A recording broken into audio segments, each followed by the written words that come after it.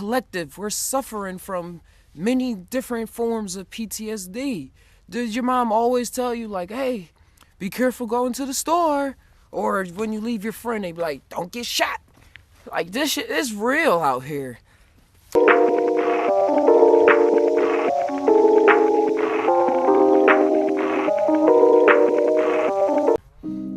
Hey, it's your host, Captin Naga. Welcome to Just TAi Now. Just think about it. And we're here by the water. Today, I want to just ramble on a bit about psychedelics. There's a lot of stigmatism. There's a lot of hate. There's a lot of love. There's a lot of confusion. There's a lot of malice. There's a lot of destruction. There's a lot of construction. There's a lot of behind the scenes. There's a lot that's in your face and you don't even know it. There's a lot of people doing plenty of things, but they're just not talking about it. So today, we're going to talk. Or at least ramble on. Or at least just TAi. That's always the key. But psychedelics, they come in many different forms. They have the plants and they have the synthetics. But to ramble on about the plants, they've been used by indigenous cultures for thousands and thousands of years. The Egyptians, you go to Australia, they using stuff. Go to the many parts, all the countries in Africa. There's hundreds of different plants in each different nation. So, also in South America, which we all know about the ayahuasca, which I'll touch on a bit, and that's where a lot of the shamanism that we get from today, because you got to remember, Africa and South America were connected.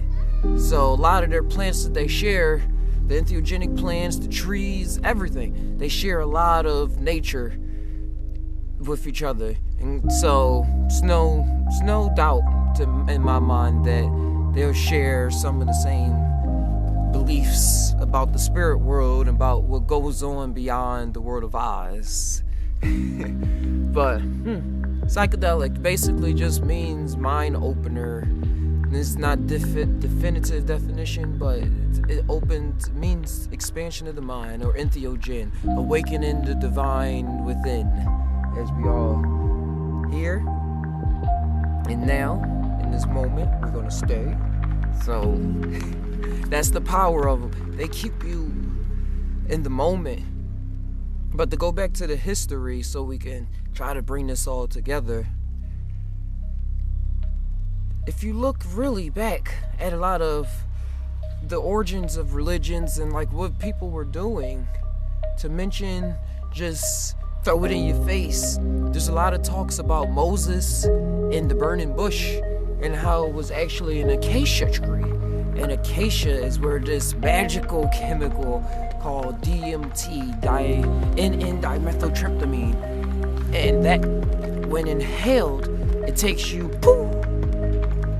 out of this realm completely. And there are studies and many books theorizing and, hey, just tying about the possibility that maybe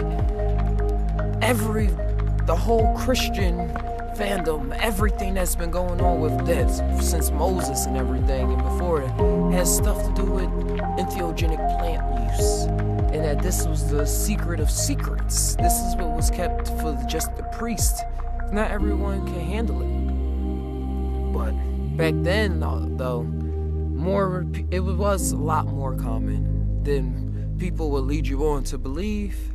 Like the Salem witch trials that Aragot found is most likely the reason why everybody was seeing colors and believing people was witches. And, oh, you talking weird, you seem sure of yourself. That's my little just talk. But you seem so sure of yourself, you're a witch, you're nature, blah blah blah blah blah.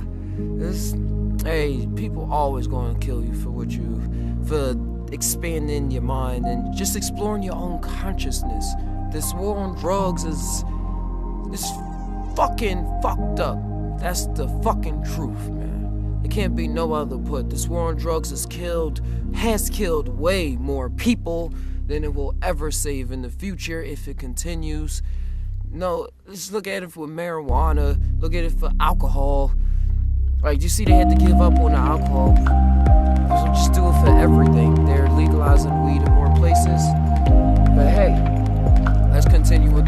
bring it on in this direction.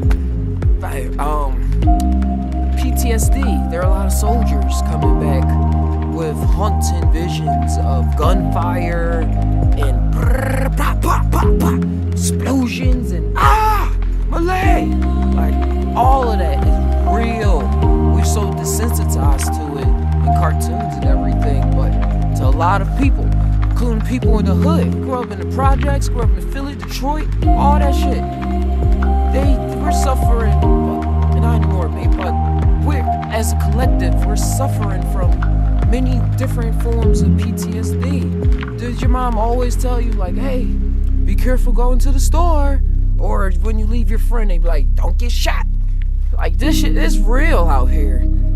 And the medicines that they want to give us and therapies, they're not really working. The therapy needs to be used, I would say, psychotherapy, psychoanalysts need to be used with entheogenic plants.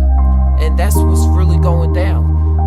MDMA and my personal love, psilocybin, is being used in many clinical settings now to treat all of this, because it works. There's no shadow of a doubt. It's all about the set and the setting, but as long as you got the set and the setting and some knowledge and people that love you all around there, you'll come out of whatever hole you